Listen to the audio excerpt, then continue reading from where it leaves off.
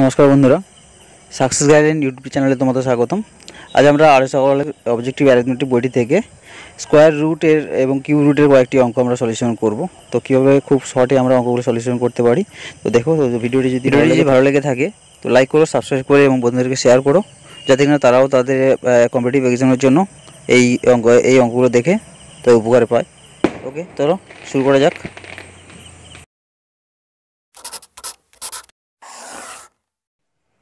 তো প্রথম এই অঙ্কটাতে বলছে, দেখো √10 ইন্টু √250 বলছে। তো এটাকে আমরা কি করব না, √10 যেমন ছিল সেটাকে আমরা √10 আকারে রেখে দেব। আর যেটা আমার √250 বলছে ওটা থেকে আমরা কি করব না, এখানে 100 যদি আমাদের গুণ যেটা আছে ওটা আমরা আলাদা, মানে 10 √10 যেটা আছে ওটাকে আলাদা করে নেব। অর্থাৎ কী হবে না, এইভাবে যদি লিখি 10 ইন্টু 25, তো এখান থেকে কি করব, এই √10 আর এই √10টাকে একসঙ্গে গুণ করে দেবো। অর্থাৎ √10 ইন্টু √10 ইন্টু √25 এভাবে আমরা আলাদা করতে পারি। তো এটা থেকে কি করতে পারি, √10 ইন্টু √10 করলে কী হয়ে যাবে, আমাদের 10 হয়ে যাবে। আর ইন্টু √25 ইকুয়াল টু কী হয়ে যাবে, 5। অর্থাৎ এটা থেকে আমরা কি পাচ্ছি, দেখো 10 ইন্টু 5 করলে এটা কী পাচ্ছি আমরা 50 পেয়ে যাচ্ছি। অর্থাৎ এই অঙ্কটা থেকে আমরা কি উত্তর পাচ্ছি, এটা 50 হয়ে গেল আমাদের অ্যান্সার। ওকে, নেক্সট দেখো আরও 17 দাগের যে অঙ্কটা কি বলছে। তো এই ধরনের অঙ্কগুলো কি করব, আমরা জাস্ট ব্যাক সাইড থেকে করতে আসবো। এই সাইড থেকে আমরা এই অঙ্কগুলো সলিউশন করব। তো এটা কি করব, ফার্স্ট টাইম যেমন ছিল আমরা তেমন রেখে দেব। অর্থাৎ 248 যেমন ছিল তেমন রাখলাম, প্লাস দিলাম, তারপর √ওভার দিয়ে যেমন 52 ছিল তেমন 52ও রেখে দিলাম। আর এই যে √144 এটাকে যদি আমরা বর্গমূল করে ফেলি, এটা হয়ে যায় আমাদের 12। তো এরপরে কি করব, পরেরটা এরকম। তো 248 আমরা রেখে দেব। তো রেখে দেওয়ার পরে এখানে দেখো 52 আর এই যে 12 আছে, এটাকে যদি যোগ করি আমরা তাহলে কত পাবো এখানে না, 52 আর 12তে এখানে পাচ্ছি আমরা কত, 5 আর 6 মানে 64 √ওভার করলে অর্থাৎ কত হয় না, 8 হয়ে যায়। তো 8 248 আর 8 248 আর 8 করলে আমরা পাই কত না, 200 আর 8 16 আর এখানে 56 মানে 256। তো 256 হয়ে যাচ্ছে আমাদের কি এখানে, 256কে √ওভার করলে আমরা কী পাবো না, 17 পেয়ে যাব। অর্থাৎ ডাইরেক্ট আমরা এইভাবে করতে পারি। অর্থাৎ এগুলো কি পিছন দিক থেকে আমরা এইভাবে করতে আসতে হবে, যাতে কিনা অনেকটা সহজে হয়ে যাবে। ওকে, তো চলো নেক্সট আরএস আগরওয়ালের যে অঙ্কটা নিয়েছি আমি 19 দাগের অঙ্কটা নিয়েছি। তো 19 দাগের অঙ্কটা এটাকেও আমরা এরকম কি করব, দেখো 32কে আমরা √ওভার আকারে আছে, এটাকে আমরা কি পূর্ণ বর্গ আকারে ভাঙতে পারবো না, তাই এগুলোকে আমরা কি করে নেব, দেখো 16 2 32। অর্থাৎ আমরা 16টাকে যদি আমরা বাইরে বের করে নিই, অর্থাৎ 4 হয়ে যাবে, আর √2 থেকে যাবে 4√2 ইকুয়াল টু কী হবে, √32। এটাও সেম টু সেম এরকম করে যদি আমরা করি, তো আমাদের যেটা 48 আছে এটা কি হয়ে যাবে, আমাদের 4√3 হয়ে যাবে। তো সেম টু সেম নিচে যে √8 আছে, যদি 4 2 8 যেহেতু, তাহলে কি বলতে পারি 2√2 প্লাস এটা 12 আছে, তার মানে 4 3 12, তাই না, তার মানে কী বলতে পারি এটা 2√3। তো এখান থেকে দেখো, এখানে উপর থেকে যদি 4 কমন নিই আর নিচে থেকে যদি 2 কমন নিই, অর্থাৎ 4/2 যদি আমি কমন নিয়ে নিই, তাহলে আমার পড়ে থাকছে কি এখানে √2 প্লাস √3 বাই √2 প্লাস √3। তো এটাই √2 প্লাস √3 আর √2 প্লাস √3 কেটে গেল। তো এখানে 2 4 8, অর্থাৎ অ্যান্সার হয়ে গেল কত আমাদের না 4। অর্থাৎ 19 দাগের অ্যান্সারটা কত হবে, 4 হয়ে গেল আমাদের সঠিক অ্যান্সার। তো নেক্সট এই আরও সকালে একই রকম 20 দাগের অঙ্কটা আমরা নিয়েছি। তো 20 দাগের অঙ্কটা কি করব, ঠিক একই রকমভাবেই আমরা করব যেমন 19টা করেছি। তো 20টা কী আছে, 24 আছে। তো 24 দাগের এটা কি করব আমরা, 4 6 24 হয়, অর্থাৎ 2√6 আকারে আমরা লিখতে পারি। তো নেক্সট অঙ্ক যেটা আছে 216, এটাকে আমরা এরকম কি করতে পারি, 36 আর 6 অর্থাৎ 6√6 এটা করতে পারি। তো নেক্সট যেটা √96 আছে, এটাকে কি করতে পারি 4√6। ওকে, তো এখান থেকে আমরা কি করতে পারি, এই √6 এখানে √6 এই √6 একই রয়েছে, তাহলে আমরা কি করতে পারি, উপরে আমাদের কি আসছে না 8√6 আর বাই দিয়ে কি করতে পারি 4√6। তো √6 আর √6 যদি কেটে যায় তাহলে থাকছে 8/4। তো 8/4 সমান কত হয়ে যাবে আমাদের অ্যান্সার, 2 হয়ে যাবে আমাদের সঠিক অ্যান্সার।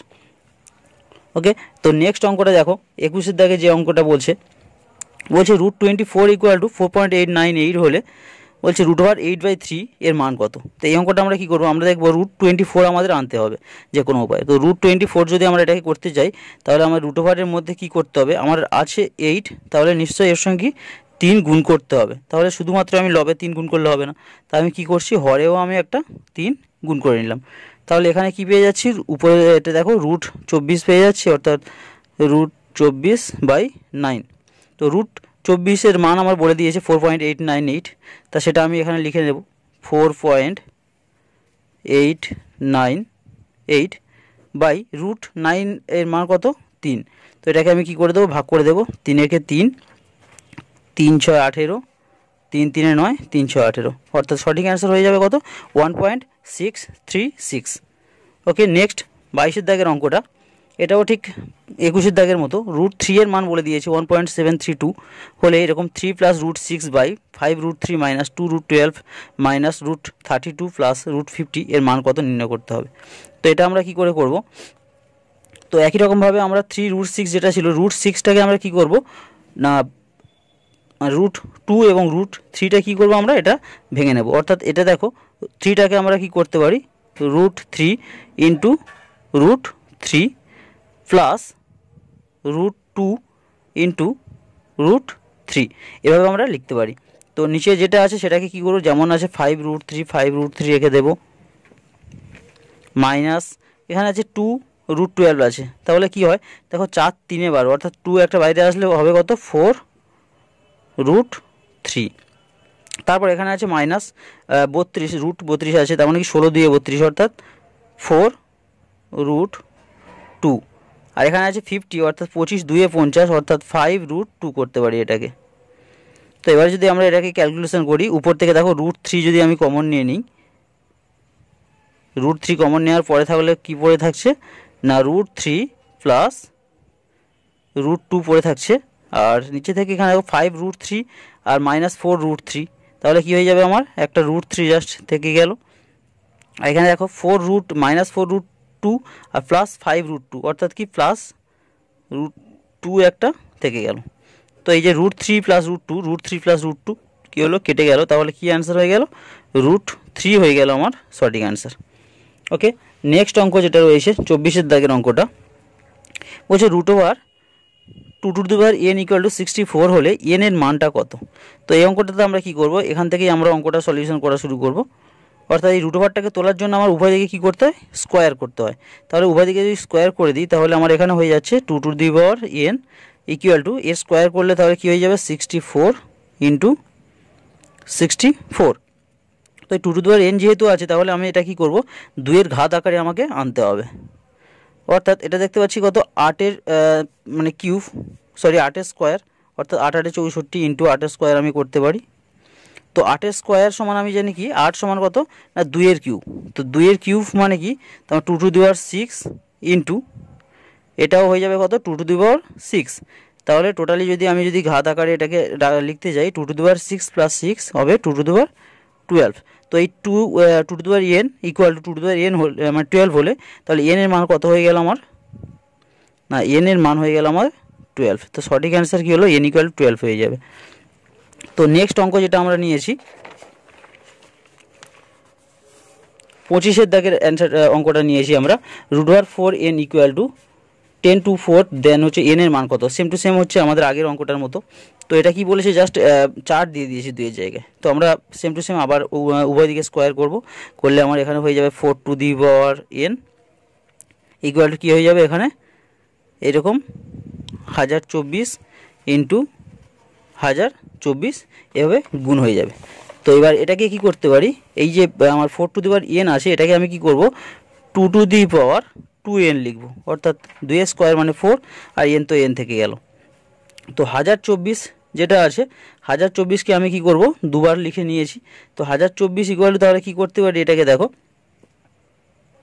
1024 মানে আমার হয়ে যাবে কত না 32-এর স্কোয়ার, আর 32 স্কোয়ার মানে 2⁵ মানে 10, মানে এটাকে আমি যদি লিখি এইভাবে 32-এর স্কোয়ার × এটাকেও যদি লিখি আমি 32-এর স্কোয়ার, তো তারপরে আমি এটাকে যদি ক্যালকুলেশন করতে যাই তাহলে আসবে কত বলো তো, এখানে 2 আসবে মানে 5 আর 10, হয়ে যাবে কত 2^10 হয়ে যাবে আমাদের এখানে।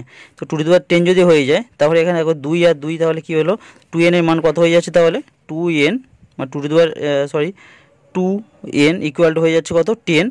তাহলে n এর মান হয়ে যাবে কত 2 5 10 অর্থাৎ 5 হয়ে যাবে আমাদের n এর মান। তাহলে সঠিক অ্যান্সার কত হবে না 5 হয়ে যাবে। তো নেক্সট 26-এর দাগের অঙ্কটা দেখো। তো 26-এর দাগের এইরকম ধরনের অঙ্কগুলো কী করবো জাস্ট উপরের সঙ্গে আর নিচের সঙ্গে দশমিক সংখ্যাগুলো আমরা মিলিয়ে নেব। দেখো এখানে 0.27 এখানে 0.027 আছে, তার মানে এক ঘর বেশি আছে। এখানে 0.21 আছে, এখানে 0.021 মানে এক ঘর বেশি। এখানেও সেম টু সেম এক ঘর বেশি। তাই কি করব টোটালি আমরা এটাকে কি করে নেব মানে রুট ওভারের মধ্যে রেখে উপরটা যেমন আছে তেমন আমরা টুকে দেব। 0.27 এর হোল স্কোয়ার প্লাস 0.21 এর হোল স্কোয়ার প্লাস 0.29 এর হোল স্কোয়ার। তো বাই দিয়ে এটা থেকে প্রত্যেকটা থেকে যদি 10 যদি আমার যদি মানে এক ঘর পরে যদি দশমিক দিয়ে দিই, এক ঘর পরে যদি দশমিক দিয়ে দিই, তাহলে প্রত্যেকের নিচে আসবে যত কত 10 আসবে। তাহলে 10 এর হোল স্কোয়ার মানে কত 100। তো টোটালি আমি সেটাকে 100টা লিখে নিলাম, যোগ বিয়োগ করলেও সেই সবার নিচে যেহেতু 100 রয়েছে তাহলে 100ই হবে লসাগু। তো উপরে তাহলে আমার কী থাকছে টোটালি আমি দেখলাম 0.27 এর হোল স্কোয়ার প্লাস 0.21 এর হোল স্কোয়ার প্লাস 0.29 এর হোল স্কোয়ার।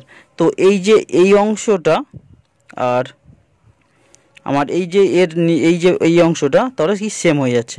তাহলে আমি এই অংশটা কেটে দিতে পারি। তাহলে আমার হয়ে যাবে কত এখানে 1√1/100। তাহলে অ্যাকচুয়ালি কত হয়ে যাবে √100। আর √100 এর মান কত হয়ে যাবে আমাদের 10। তাহলে সঠিক অ্যান্সার কত হয়ে যাবে না 10 হয়ে যাবে আমাদের সঠিক অ্যান্সার। তো নেক্সট যে 29-এর দাগের অঙ্কটা যেটা বলছে দেখো। তো এইরকম ধরনের অঙ্কগুলো তখন কি করব না দশমিক যেহেতু একই সংখ্যা নেই, ওখানে যখন একই রকমের সংখ্যা ছিল তাই আমরা দশমিক সংখ্যায় মেলানোর চেষ্টা করেছিলাম। এখানে একই সংখ্যা যেহেতু নেই তাহলে কি করব আমরা দশমিকগুলো তুলে দেওয়ার চেষ্টা করব। উপরে টোটাল দেখে নাও কত এখানে 3 ঘর আগে দশমিক, এখানে 3 ঘর আগে মানে 6 ঘর আগে, এখানে 3 ঘর আগে মানে 9 ঘর আগে। তো নিচে দেখে নিই এখানে দেখো 4 ঘর আগে, এখানে দেখো 4 ঘর আগে মানে 8 ঘর আগে, আর এখানে 1 ঘর আগে মানে সেই কী হলো 9 ঘর আগে আমার দশমিক রয়েছে। তো টোটালি আমি যদি দশমিকগুলোকে তুলে দিই তাহলে উপরের লবে থেকেও 9 ঘর আগে আর হরেও 9 ঘর আগে আমার দশমিক উঠে গেল। ওকে, তো এগুলোকে আমি যদি ডাইরেক্ট বর্গমূল করি তো তাহলে কী পাবো √ওভার আর আমি দেবো না, ডাইরেক্ট আমি মানে বর্গমূল আকারে মানে পূর্ণবর্গ যে সংখ্যাটা সেটাকে লিখবো। তো 324কে যদি আমি পূর্ণবর্গ করি তো 324 পূর্ণবর্গ করলে কত হবে 18, অর্থাৎ 18 স্কোয়ার সমান 324। আর 81 রয়েছে মানে 9 স্কোয়ার। তো তারপরে আছে 4624, এটা হচ্ছে কত তোমার 68 স্কোয়ার। তো বাই দিয়ে এখানে 15,625 এটা হলো 125 square. Okay, same to same 289 মানে কত 17 স্কোয়ার। আর এরকম 729 সেটা হলো কত আমাদের আচ্ছা এটা 17 স্কোয়ার, এটা 27 স্কোয়ার। আর 64 যেটা এটা হচ্ছে 8 64 আমরা জানি, তাই 8 স্কোয়ার। তো এবার যদি আমরা এটাকে কাটি তাহলে কাটাকাটি করতে হবে এখানে। তো 17 4 68, এই 4 2 8, আর এই 9 3 27, এখানে 3 2 6, 6 3 18, অর্থাৎ এখানে 3, অর্থাৎ টোটালি কী পেলাম আমরা এটা থেকে না 3/125।